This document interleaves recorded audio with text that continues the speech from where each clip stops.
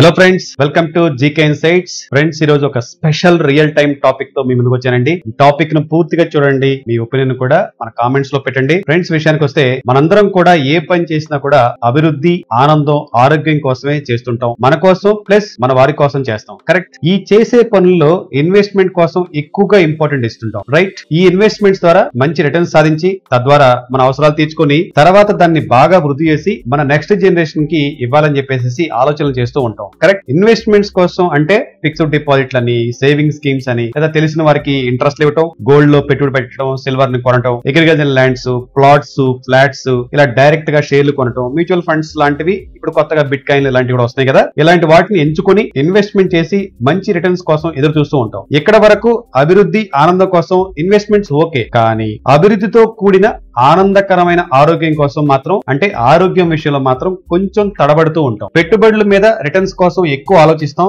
Time కూడా ఎక్కువ కేటాయిస్తాం, చేస్తాం కూడా. కానీ మన ఆరోగ్యం, మన వారి ఆరోగ్యం విషయంలో మాత్రం తక్కువగా కేర్ తీసుకుంటాం. కరెక్టా కాదంటారా? మన సెల్ఫ్ ఫైనాన్షియల్ ప్లానింగ్, మన ఫ్యామిలీ ఫైనాన్షియల్ ప్లానింగ్ లో అతి కీలకమైనది ఫ్రెండ్స్ ఇన్సూరెన్స్ అండి. ఏంది ఇన్సూరెన్స్ కావాలనుకుంటున్నారా? నేను వివరిస్తాను మీకు.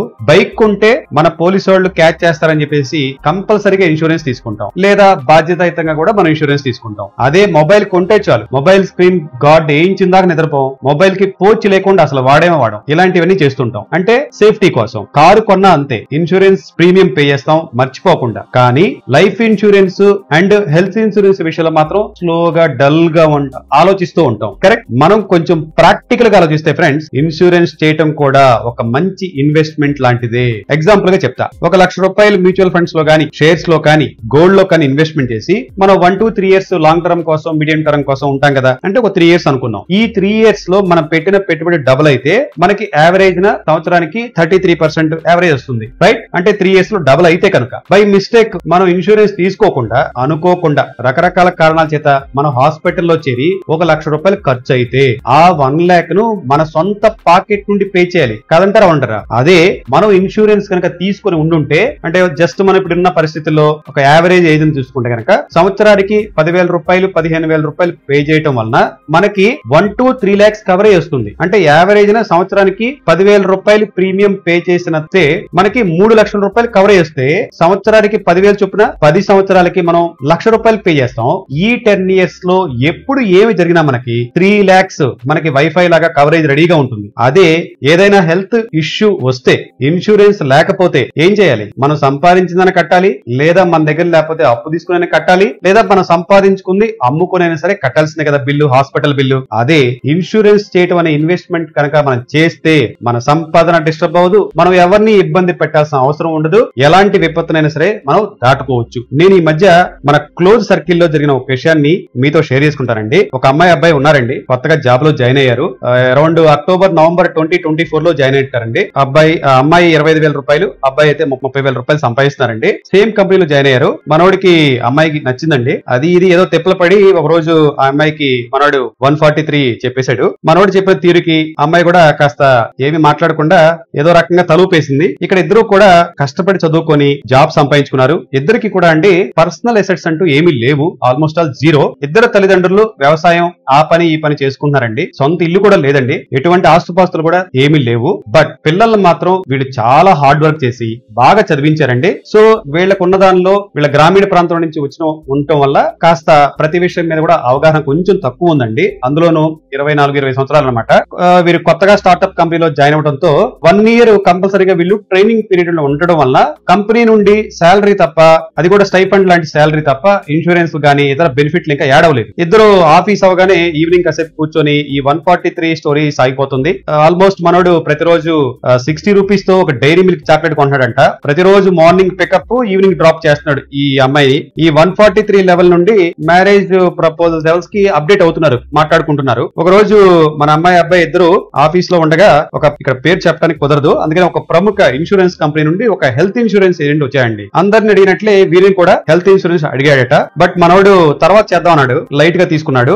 ఇన్సూరెన్స్ ఏజెంట్ మేల్ అవటం చేత మన అమ్మాయికి కాస్త బిడియం ఎక్కువగా ఉండటంతో ఎక్కువగా తెలుసుకోలేకపోయింది, అతన్ని ఎక్కువగా విషయాలు అడగలేకపోయింది. ఇక మనోడు తర్వాత వచ్చి కూర్చుంటే ఇతనితో, ఈ లవర్ తో, ఈ అమ్మాయి కూడా అతను చెప్పినట్లే సర్లే తర్వాత చూద్దాం అంది. మనోడు ఎందుకు హెల్త్ ఇన్సూరెన్స్ వద్దు అన్నాడంటే, ఇయర్లీ 3 lakhs కవరేజ్ కి నెలకి 500 రూపాయలు ప్రీమియం అడిగాడట ఈ ఏజెంట్. అది కూడా 100% cash less with day 1 coverage తో. అంటే సంవత్సరానికి దరిదాపులుగా 6,000 రూపాయలు అవుతుంది అన్ని కలుపుకొని, జిఎస్టీలు అన్ని కలుపుకొని. ఎందుకు ఇప్పుడు 6,000 ఖర్చు అనుకున్నాడు అంతే. ఇక్కడ మనోడు ఈ అమ్మాయికి ప్రతిరోజు 60 రూపాయలతో డైరీ మిల్క్ చాక్లెట్ లెక్క చూస్తే 60 రూపాయలు ఇంటూ 30 days 1800 రూపీస్ అవుతుంది. బట్ హెల్త్ ఇన్సూరెన్స్ మాత్రం లైట్ గా తీసుకున్నాడు. జనరల్ గా ఈ 23 to 25 ఏజ్ లో ఉన్న వాళ్ళందరికీ చేసే పనే అండి. ఎందుకంటే కొంచెం గ్రామీణ వాతావరణం నుంచి రావడంతో ఫైనాన్షియల్ ప్లానింగ్ మీద అవగాహన లేకపోవడం వల్ల, ఇలాంటి తెలియకపోవడం వల్ల ఓకే తర్వాత చూద్దాంలే అనుకున్నాడు. బట్ ఇదేం తప్పు కాదు కదా. ఇక్కడ మనోడికి మంచి ఆలోచనతోనే ఈ 143 లో ఉన్నాడు. అమ్మాయిని బాగా చూసుకుంటున్నాడు, బాగా అండర్స్టాండింగ్ పెరిగింది. ఫ్యూచర్ ప్లాన్స్ గురించి కూడా ఇద్దరు డిస్కస్ చేసుకుంటున్నారండి. కానీ ఇక్కడే ట్విస్ట్, అనుకోని విపత్తు ఒకటి ఎదురైందండి. అమ్మాయి ఒక సివియర్ ఇష్యూతో, కొంచెం మెన్షన్ చేయడానికి పర్మిషన్ లేదు, ఒక సివియర్ ఇష్యూతో హైదరాబాద్ లో ఉన్న ఒక ప్రముఖ హాస్పిటల్లో జాయిన్ అయిందండి. ఆల్మోస్ట్ 35 days హాస్పిటల్లో ఉండవలసి వచ్చింది. అంతా చక్కగా నయమైపోయింది. 36వ రోజు హాస్పిటల్ నుండి బయటకు వచ్చింది. తర్వాత బయటకు వచ్చేటప్పుడు మనోడే ఈ 143 లో ఉన్నాడు కాబట్టి మంచి అండర్స్టాండింగ్ ఉంది కదా. ఇక మనోడే బిల్ 1,28,000 రూపాయలు ఏదో తెప్పలు పడి 5-6 నెలల నుండి సంపాదించుకుంది, ప్లస్ వాళ్ళ ఫ్రెండ్స్ దగ్గర నుండి అప్పు తీసుకొని బిల్ కట్టేశాడండి. ఇక సినిమా అంతా మీకు తెలిసిందే కదా. ఇద్దరు కూర్చున్నారు, మాట్లాడుకున్నారు. 2 వారాల తర్వాత మళ్ళా ఆఫీస్ లో ఇద్దరు కూర్చొని చేసిన మంచి పని ఏంటంటే అండి, ఇన్సూరెన్స్ ఏజెంట్ పిలిపించుకొని వారిద్దరికి వారు ప్లస్ వారి తల్లిదండ్రులకు కూడా, ఆల్రెడీ వాళ్ళకి ఆరోగ్యశ్రీ ఈవెన్ ఉన్నా కూడా వారి తల్లిదండ్రులకి హెల్త్ ఇన్సూరెన్స్ ని కూడా తీసుకున్నారు. వీరి దగ్గర నుండి మనకు కూడా కాల్ వచ్చిందండి. మన ఎంఎఫ్ బీవీఎన్ గారు వెళ్లారు. Nippon India small cap DSP tiger fund కు మనం ఎస్ఐపి స్టార్ట్ చేసాం. జనరల్ గా మీకు తెలుసు కదా, మనం రెగ్యులర్ ప్రాక్టీస్ లో మనం ముందుగా compulsory financial planning, investment planning చేసిన తర్వాతే ఎటువంటి ఇన్వెస్ట్మెంట్ రికమెండేషన్ అయినా సరే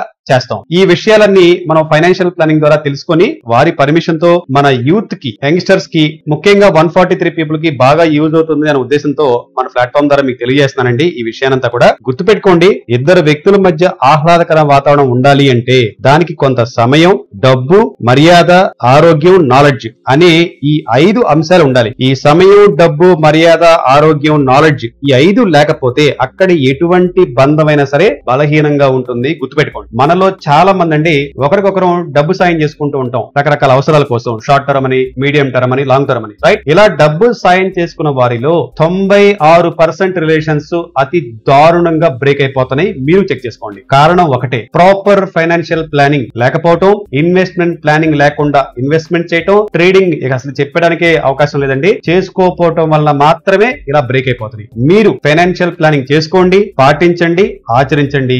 మీరు అభిమానించే, ప్రేమించే, గౌరవించే ప్రతి వ్యక్తికి ఫైనాన్షియల్ ప్లానింగ్ ఉందో లేదో తెలుసుకొని వాళ్ళకు కూడా రికమెండేషన్ చేయించండి. Health insurance and life insurance మీరు తీసుకోండి. మీరు ప్రేమించే వ్యక్తులు కూడా మీరే చేయించండి అవసరం అనుకుంటే. ప్రేమను వ్యక్తపరచాలంటే డబ్బు కావాలి, మాటలతో కడుపు నిండదు. ఇది నిజమండి. ఎందుకంటే మీ అందరూ తెలుసు కదా, మన ఆర్థికవేత్తలు, సామాజికవేత్తలు ఏం చెప్తున్నారు? ప్రతి బంధం కూడా ఆర్థిక బంధాలతో మిళితమై ఉంటుంది. ప్రతి వ్యక్తి కూడా సమాజంతో కలిసి మెలిసి బతకాలను కోరుకుంటాడు. కాబట్టి ఈ ఎకనామికల్, సోషల్ పాయింట్స్ ని మనం అర్థం చేసుకొని మనం ముందుకెళ్లాల్సిన అవసరం ఉంది. ఇంకొక విషయం చెప్తాను ఫ్రెండ్స్, మన క్లోజ్ రిలేషన్స్ లో ఎవరైనా వచ్చి మనల్ని షార్ట్ టర్మ్ కోసం మనీ అడిగితే మనం అడగాల్సింది ఏంటంటే, హెల్త్ ఇన్సూరెన్స్ పాలసీ ఉందా, లైఫ్ ఇన్సూరెన్స్ పాలసీ ప్రీమియం కట్టావా లేదా అని అడగాలి. ఒకవేళ హెల్త్ ఇన్సూరెన్స్, లైఫ్ ఇన్సూరెన్స్ కనుక లేకపోతే ముందు ఇన్సూరెన్స్ పాలసీని ఒక గిఫ్ట్ గా ఇవ్వండి. డబ్బు సాయం తర్వాత ఆలోచిద్దాం. రైట్? ఏంటి ఈ ఇన్సూరెన్స్ లొల్లు అనుకుంటున్నారా? అసలు మనకి ఇన్సూరెన్స్ క్రమశిక్షణ లేకపోతే ఇన్వెస్ట్మెంట్ అవగాహన ఎలా వస్తుందండి? ట్రేడింగ్ లో ఎలా విన్ అవుతాం? కరెక్ట్. కాబట్టి ప్రతి ఒక్కరూ self financial planning, budgeting, investment planning చేసుకుందాం. మన వారందరికీ ఫైనాన్షియల్ ప్లానింగ్ చేపిద్దాం. ఈ విషయంలో ఫ్రెండ్స్ మన జీకే టీమ్ ఫ్రీగా financial planning, investment planning online లో సపోర్ట్ ఇస్తున్నామండి. దీనికి సంబంధించిన లింక్ ను కింద డిస్క్రిప్షన్ ఇచ్చాను, ఒకసారి టెస్ట్ చేయండి. ఫ్రెండ్స్ మనలో చాలా మంది, ముఖ్యంగా యూత్ అండి, bit coin, rummy, betting and options trading లాంటివి చేస్తున్నారండి అవగాహన లేకుండా. ఇలా చేయటం ఎవరికి వారి వ్యక్తిగత విషయం అండి, కాదనను. కానీ ఇలా బెట్టింగ్ ఎవరైతే చేస్తున్నారో వారికి ఒక జస్ట్ ఫ్రెండ్లీ వర్డ్ అండి. మీకు హెల్త్ ఇన్సూరెన్స్ ఉందా, లైఫ్ ఇన్సూరెన్స్ ఉందా, మీ ఫ్యామిలీకి మీ మీద డిపెండ్ అయి ఉన్న వారికి ఇన్సూరెన్స్ ఉందా లేదా, అప్పులు ఉన్నాయా? హెల్త్ ఇన్సూరెన్స్ లేకుండా, లైఫ్ ఇన్సూరెన్స్ లేకుండా ఆల్రెడీ అప్పులుంటే అసలు మనం ఆడే ఆటలో లాస్ తప్ప విన్ వస్తున్నాను అనుకుంటున్నారా? రాదు బ్రో, అసలు రాదు. లాసే ఉంటుంది. ఒకవేళ ఎస్ హెల్త్ ఇన్సూరెన్స్ ఉంది, లైఫ్ ఇన్సూరెన్స్ ఉంది, అసలు అప్పులేవు లేవు, అన్ని ఇన్వెస్ట్మెంట్స్ ఉన్నాయి, చేసుకుంటున్నాం, బాగా డబ్బు ఉంది అనుకుంటే, అంటే ఒకవేళ చేస్తాను అంటే ఎక్సైట్మెంట్ తోనో టెంపర్ తోనో ఆపర్చునిటీ అని చేస్తే కనుక ఏది ఈ బిట్ కాయిన్, రమ్మీ, ఈ బెట్టింగ్ యాప్ ఆప్షన్ ట్రేడింగ్ లో చేస్తారంటే ఎస్ టెంపర్ ఆపుకోలేక చేయొచ్చు. కానీ ప్రతి బెట్ లో మీకంటూ ఒక క్యాపిటల్ పెట్టుకోండి. మీ క్యాపిటల్ నుండి 2% కంటే ఎక్కువ రిస్క్ తీసుకోకండి. నేను ఉదాహరణతో ఎక్స్ప్లెయిన్ చేస్తా. ₹1,00,000 స్టార్ట్ చేయండి. మీ దగ్గర 1 కోటి ఉండొచ్చు, 100 కోట్లు ఉండొచ్చు, ఎంతైనా ఉండొచ్చు. జస్ట్ ఒక 1 lakh తీసుకోండి. బెట్టింగ్ చేస్తున్నారు అనుకోండి. ప్రతి బెట్ లో 2% అంటే ₹1,00,000 నుండి 2% అంటే 2,000 కంటే ఎక్కువ రిస్క్ తీసుకోకండి. ఈ 1,00,000 పోవాలి అంటే మీరు 50 సార్లు ఓడిపోవాలబ్బా. ఒకవేళ మీరు 50 సార్లు పోయి ఉంటే ఈ 1,00,000 పోతే ఏ ఆట అయినా సరే స్టాప్ చేయండి, మూసు కూర్చోవాలి. మనం గుర్తు పెట్టుకోండి, మనం ఆడుతుంది గెలవటానికి, సంపాదించడం కోసం, కొట్టించుకోవటం, పోగొట్టుకోవడం కాదు కదా. Correct or not? మన టెంపర్మెంట్ ఉంటే ఎస్ ఆపేయాలి అంతే. 50 సార్లు పోయిన తర్వాత కూడా మనం ఆడుతున్నాం అంటే మన గొయ్యి మనం తీసుకున్నట్లే కదా ఫ్రెండ్స్. అవునంటారా కాదంటారా? ఫైనల్ గా మన యూత్ కోసం ఈ దేశం మనది, జీవితం మనది, స్కిల్స్ ను పెంపొందించుకోవాలి. లేకపోతే ఆర్టిఫిషియల్ ఇంటెలిజెన్స్, మెషిన్ లెర్నింగ్ లు మనల్ని కిల్ చేస్తాయి. So focus on digital skills. Each and every one మరింత అభివృద్ధి అవ్వాలి, ఆనందంగా ఉండాలి, ఆరోగ్యంగా ఉండాలి అని కోరుకుంటూ మరో ఇన్సైట్ఫుల్ ఇన్ఫర్మేషన్ తో కలుద్దాం. Your GK.